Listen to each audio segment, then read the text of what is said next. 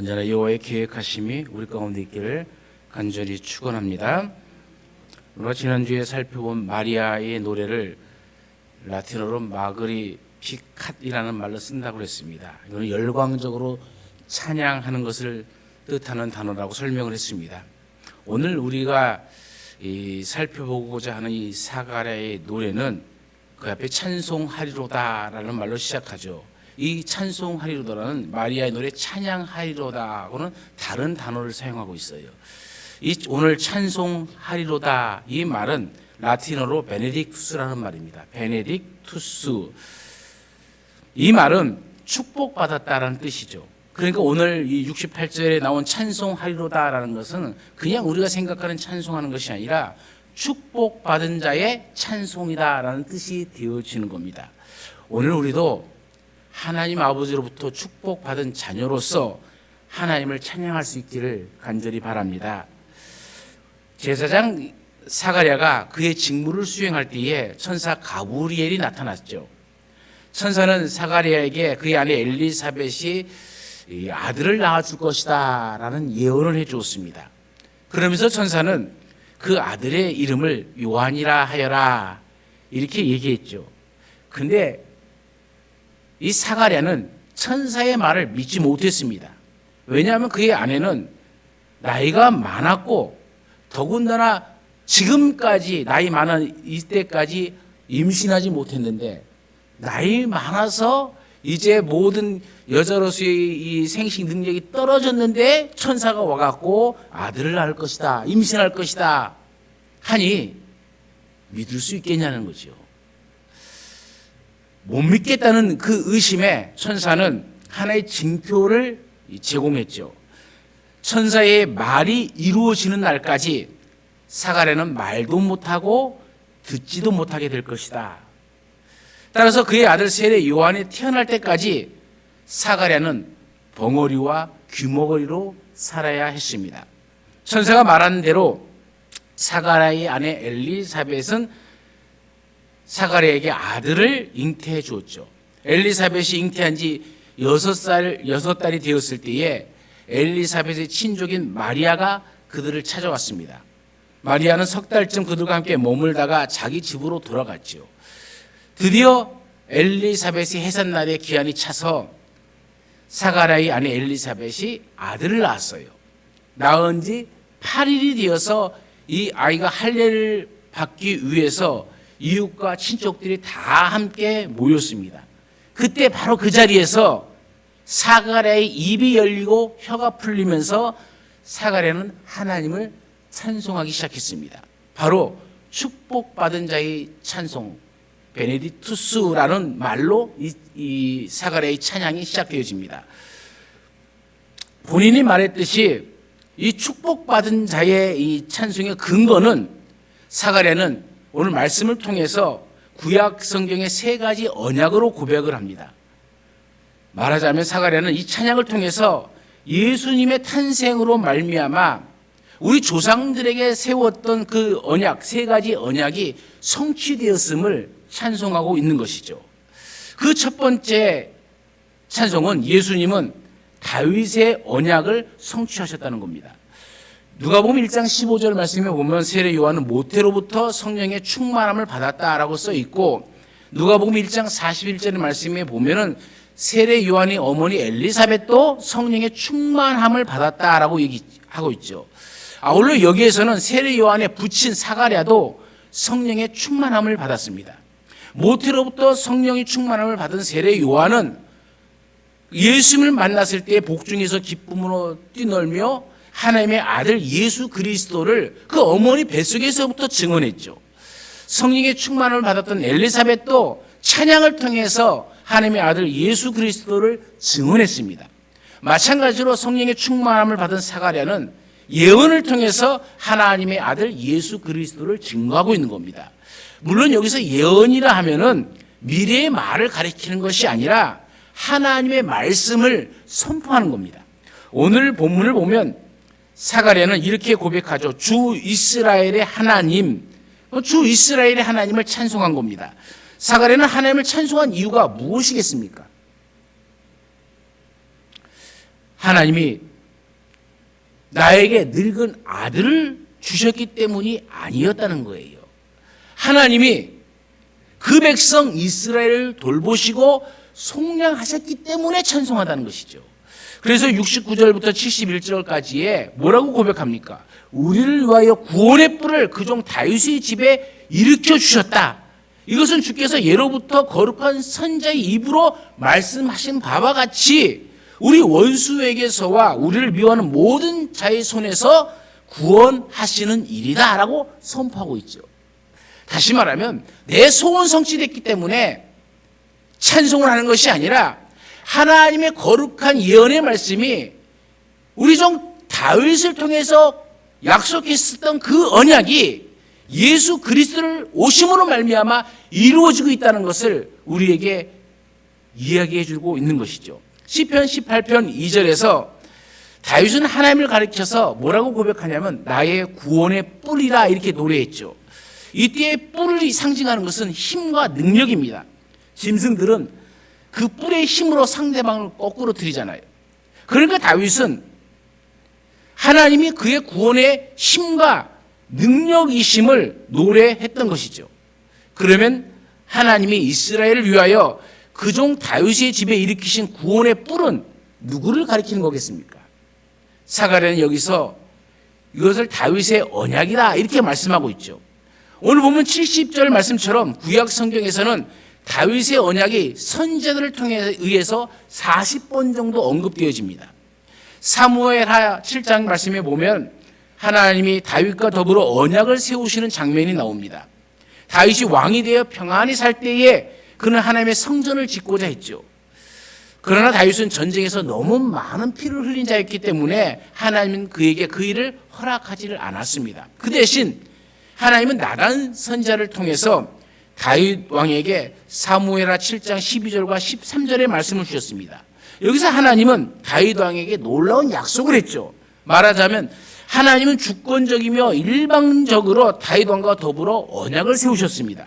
물론 여기서 언약이라는 단어는 사용되어지지 않았지만 다윗은 사무엘하 23장 5절에서 이때 하나님이 나와 더불어 영원한 언약을 세우셨다라고 고백을 합니다. 그러므로 우리는 이때 하나님이 다윗에게 약속하신 것을 가리켜서 이른바 다윗의 언약이다 이렇게 얘기합니다. 우리는 다윗의 언약에서 가까운 성취와 먼 성취를 봅니다. 우선 하나님은 다윗의 몸에서 날 그의 씨가 하나님의 집을 건축할 것이라고 약속을 했죠. 과연 다윗의 아들 솔로몬이 하나님의 성전을 건축했습니다. 이것은 가까운 성취입니다. 그러나 솔로몬의 나라가 그 나라의 왕위가 영원히 견고하지는 못했죠. 오히려 솔로몬 사후에 나라는 두동강이 나버렸습니다. 북이스라엘은 아수리에서 멸망해버렸고 남유다는 바벨론 포로로 끌려갔습니다.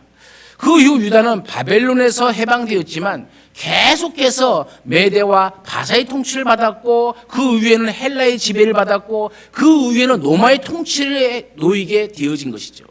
이처럼 다윗의 언약은 온전하게 성취되지 않았습니다. 자연히 이스라엘 백성들은 다윗의 자손으로 오실 그를 기다리고 있었죠. 그가 오시면 그들을 모든 원수와 대적들의 손에서 구원해 주실 것이라는 소망을 가지고 살았습니다. 그리고 그의 나라와 그의 왕위를 영원히 견고하게 세워줄 것이다 라는 그 희망 가운데 살았던 사람들이 이스라엘 백성들입니다. 사가랴는 이제 곧 마리아의 몸에서 하나님의 아들 예수 그리스도께서 탄생할 것을 알고 있었습니다. 그러니까 사가랴는 그의 찬송을 통하여 하나님이 다윗의 집에 일으킨 구원의 뿔, 이 구원의 뿔이란 하나님의 아들 예수 그리스도이심을 밝혀 말씀해 주고 있는 것이죠.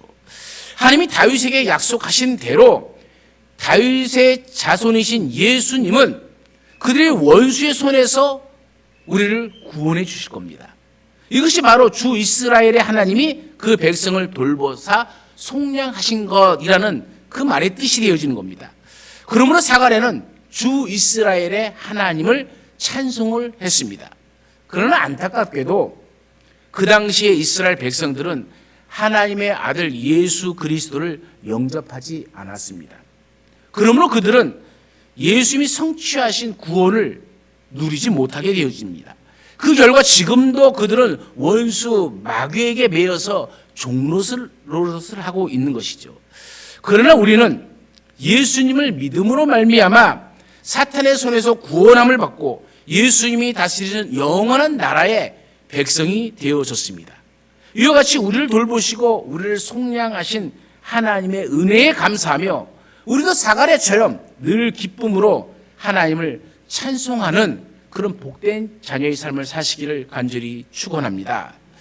두 번째로 예수님은 아브라함의 언약을 성취하셨다고 얘기합니다. 72절과 73절에 우리 조상을 긍휼히 여기시며 그 거룩한 언약을 기억하셨으니 곧 우리 조상 아브라함에게 하신 맹세라 이렇게 얘기합니다.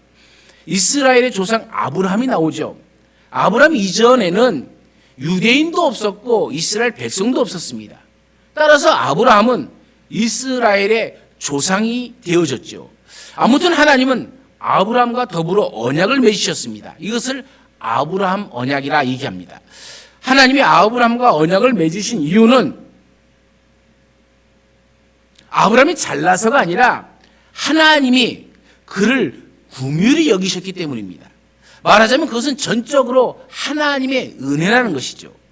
아브라함의 언약이 그 아들 이삭에게 또한 그 아들 야곱에게 이어진 것도 하나님의 긍휼로 인함이라는 얘기입니다. 하나님이 아브라함과 더불어 언약을 맺으신 장면이 창세기 15장에 나옵니다. 하나님은 아브라함에게 짐승을 쪼개서 그 쪼갠 것을 마주 대하여 놓게 하였습니다. 그러나 하나님은 친히 짐승들을 쪼갠 그 사이 고기 사이로 지나가셨습니다. 이는 언약을 지키지 않으면 짐승들처럼 쪼개진다는 것을 뜻하는 것이죠. 이렇듯 하나님은 아브라함에게 맹세까지 하시면서 아브라함과 더불어 거룩한 언약을 맺으셨죠. 이른바 아브라함의 언약은 창세기 12장에 처음 등장하죠. 창세기 12장 1절부터 3절 말씀에 보면 하나님은 아브라함에게 세 가지 약속을 하셨습니다. 첫 번째는 땅을 주시겠다는 약속이었고, 두 번째는 큰 민족을 이루겠다는 약속이었고, 세 번째는 풍성한 복을 주시겠다는 약속입니다. 하나님이 아브라함에게 약속하신 대로 이스라엘 백성에게는 가나안 땅이 주어졌습니다. 또한 그들에게 12지파에 이르는 큰 민족을 이루게 해주셨습니다. 아울러 그들에게 하나님의 말씀인 성경을 기록하게 하여서 그들로 말미암아 땅의 모든 족속이 복을 받게 하였습니다. 그러나 그렇다고 해서 아브라함의 언약이 온전히 성취되지는 않았습니다. 사가랴 당시 이스라엘은 로마의 억압을 받으며 심한 고통을 당하고 있었죠. 따라서 땅에 대한 약속이나 풍성한 축복에 대한 약속이 완전히 이루어졌다고 볼 수도 없습니다. 그럴 때 하나님은 이 아브라함의 언약을 성취하기 위해서 다윗의 집에 구원의 뿔을 일으키신 겁니다. 그가 바로 우리 주 예수 그리스도십니다. 사가랴는 예수님이 아브라함의 언약을 온전히 성취하실 것을 내다보면서 찬양을 부릅니다. 74절부터 부른 찬양이 뭡니까? 우리가 원수의 손에서 건지심을 받고 종신토록 주의 앞에서 성결과 의로 두려움이 없이 섬기게 하리라 하셨도다. 그동안 이스라엘은 원수의 억압 때문에 두려워하면서 살았죠. 그러나 이제 그들은 종신토록 주 앞에서 두려움이 없이 섬기게 될 것이다 라고 찬양을 합니다. 하나님의 아들 예수 그리스도의 나라는 무궁합니다. 영원한 평화가 그들에게 주어집니다. 또한 그들은 종신토록 주 앞에서 성실과 의로 섬길 것입니다. 물론 그들은 지금까지도 때때로 주 앞에서 성결과 의로 섬겼습니다. 그 때문에 그들이 복을 받았습니다. 그러나 지금까지는 그저 단기적이었고 일시적이었을 뿐입니다. 그러나 예수 그리스도를 믿는 이제부터는 그들은 종신토록 주 앞에서 성결과 의로 섬기게 될 것이라는 예언의 말씀이죠. 그러니 그들이 하나님에게서 받은 이 축복은 풍성하고도 영원하다는 얘기죠. 그러므로 그들은 명실공히 축복의 통로가 되어서 땅의 모든 족속이 그들로 말미암아 복을 얻게 될 것이다 라는 말씀입니다. 이와 같이 예수님은 아브라함의 언약을 성취하기 위하여 오셨죠. 그러나 이스라엘 백성들은 예수님을 영접하지 않았습니다. 그 때문에 예수님 안에서 아브라함의 언약이 성취되었지만 그들은 하나님이 약속하신 복을 얻을 수가 없게 되어진 겁니다. 갈라디아서 3장 7절에는 이렇게 얘기합니다. 그런즉 믿음으로 말미암은 자들은 아브라함의 자손인 줄 알지어다. 여러분, 이제는 아브라함의 자손이 누굽니까? 혈통적 유대인이 아니라 예수님을 믿는 우리가 아브라함의 자손이라는 얘기입니다. 명실공히 하나님 앞에 큰 은혜와 큰 복과 영원히 하나님 안에서 기쁨으로 섬기는 복을 받은 자들이 바로 우리란 얘기죠. 사랑하는 여러분, 우리는 우리에게 향하신 하나님의 은혜에 얼마나 감사하며 살아가고 있습니까?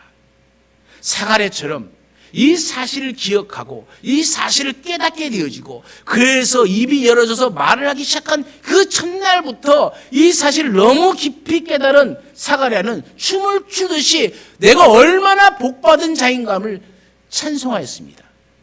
그렇다면 우리도 이 말씀을 깊이 깨닫고 사가랴처럼 하나님 앞에 축복받은 자의 찬양을 올려드리기를 간절히 축원합니다.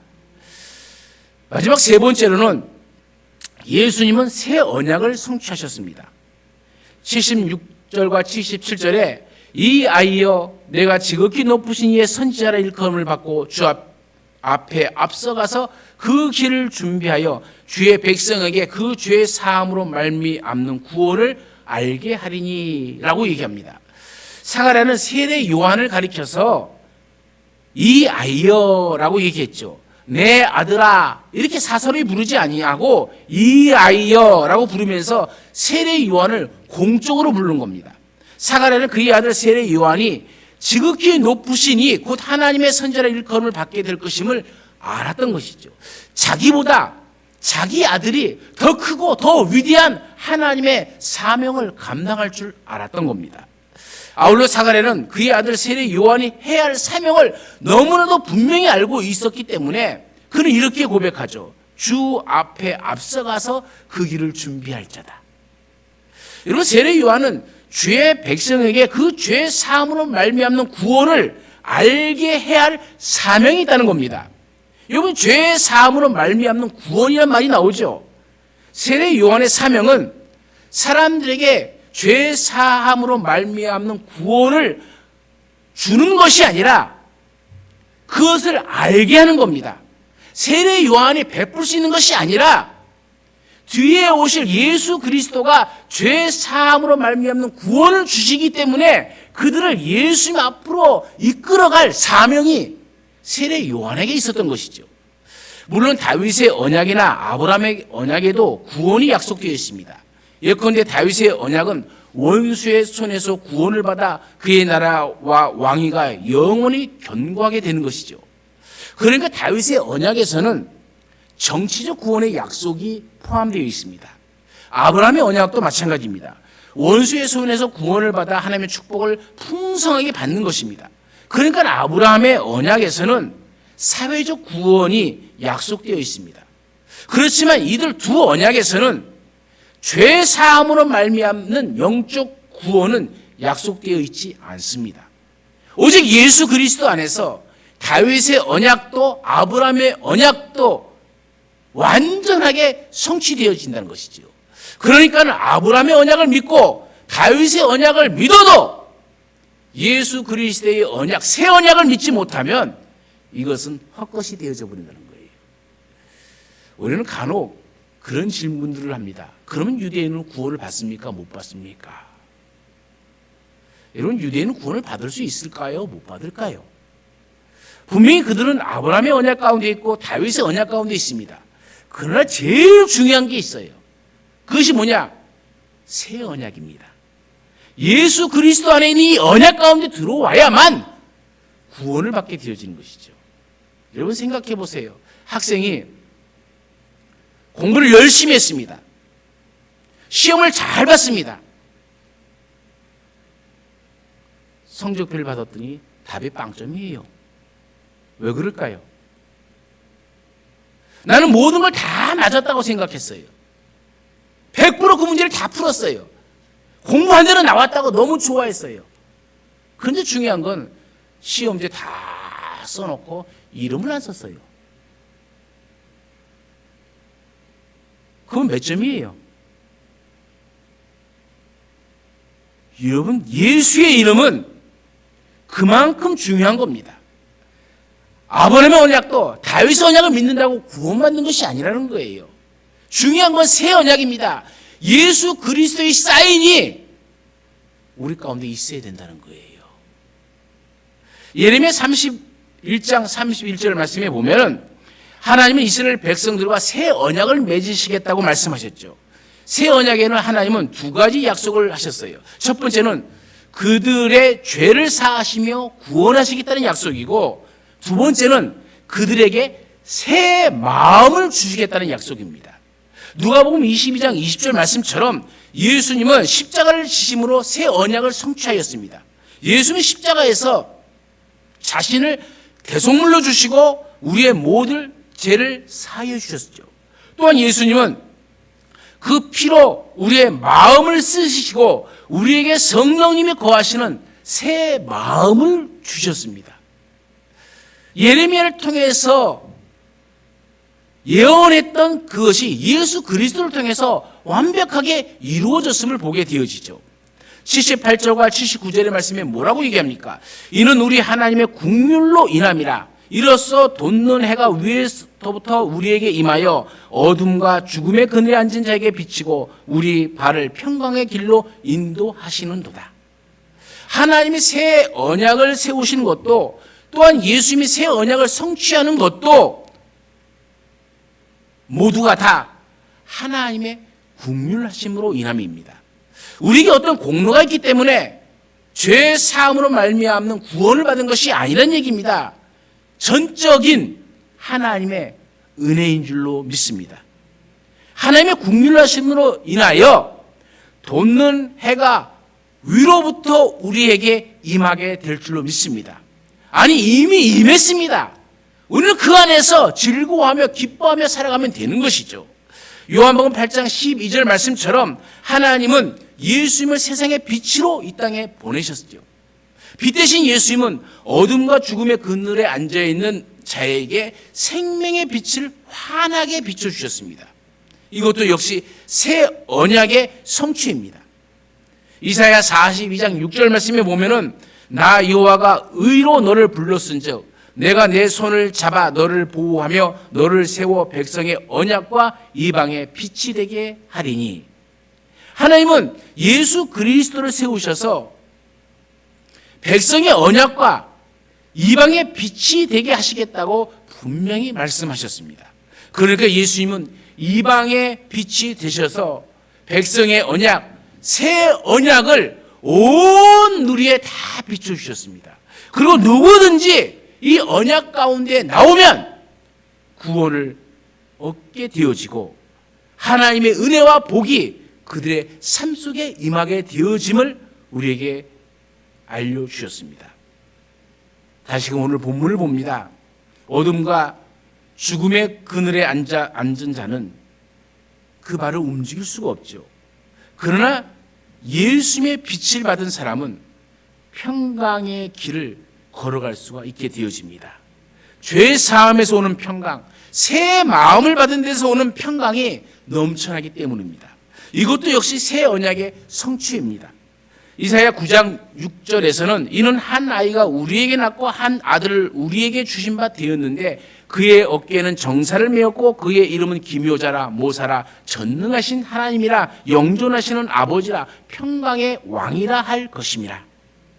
예수는 평강의 왕으로 오셔서 우리를 평강의 길로 인도하십니다. 이사야 54장 10절 말씀에 보면 하나님은 새 언약을 가리켜 화평의 언약이다, 평강의 언약이다라고 부르셨습니다. 오늘 우리는 이 사가랴의 찬양을 통해서 예수님이 세 가지 언약을 성취했다는 사실을 우리가 알 수가 있습니다. 첫 번째로는 다윗의 언약을 성취했고, 두 번째로는 아브라함의 언약을 성취했고, 세 번째로는 새 언약을 성취하셨습니다. 그러므로 예수님은 영원히 우리를 다스리시며 영원히 우리를 보호하여 주십니다. 우리는 하나님이 주시는 축복을 풍성히 받으며 날마다 이 세상에서 축복의 통로로 살아가야 될 줄로 믿습니다. 우리는 죄 사함을 받아 이제 새 마음으로 하나님을 경외하며 언제나 평강의 길을 걸어가는 우리 모두가 되어지길 바랍니다.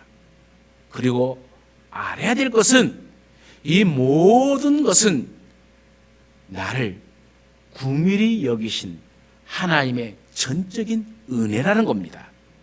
하나님이 우리를 긍휼히 여기시고 그 아들을 보내주셨기 때문에, 그래서 그 아들의 피로 말미암아 우리가 속량 받았기 때문에 우리는 새 언약 가운데 있고 새 마음을 가지고 이 세상 가운데는 나아가 하나님이 주신 그 은혜의 감사와 복 주신 그 복을 찬양함으로 세상 모든 사람 앞에 하나님께 영광을 돌리는 그런 삶으로 살아가시기를 간절히 축원합니다.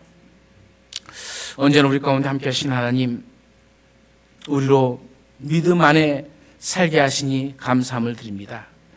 하나님의 말씀은 예나 지금이나 영원토록 변함없이 언제나 성실하게 우리 삶 가운데 우리의 삶을 인도하여 주옵시며, 또한 우리로 그 언약의 성취하심을 깨닫게 하시고 또 우리의 삶 속에서 풍성하게 누리게 하여 주셨습니다. 우리로 세파에 흔들리면서 하나님의 은혜를 잊지 않게 하여 주옵시고, 나를 긍휼히 여기신 하나님의 그 은혜로 말미암아 내가 하나님의 자녀가 되었으니 이제는 하나님의 자녀로서의 삶을 살아가서 우리 입술에서 날마다 하나님의 앞에 찬송을 올려드리며 우리의 입술에서 나오는 불만과 불평과 저주는 다 거두시고 온전히 복된 입술, 복된 삶이 되게 하여 주옵소서. 언제나 우리와 함께 하시는 예수님의 이름으로 기도드리옵나이다. 아멘.